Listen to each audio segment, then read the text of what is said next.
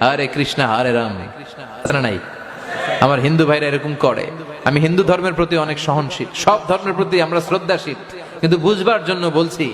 দেখেন, বুঝে শুনে আওয়াজ করে উত্তর দিবেন।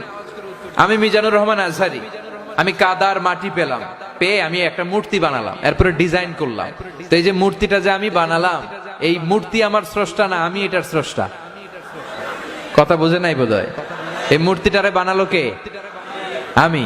তাহলে মূর্তি আমার খোদা না, আমি মূর্তির খোদা?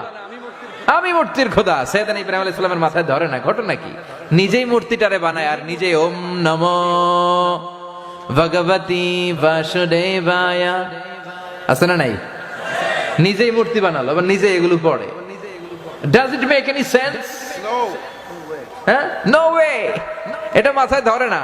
আমি বানাইলাম, আমি রং করলাম, এরপরে সাজাই আমি এরকম ওম নমো ভগবতী। Likey.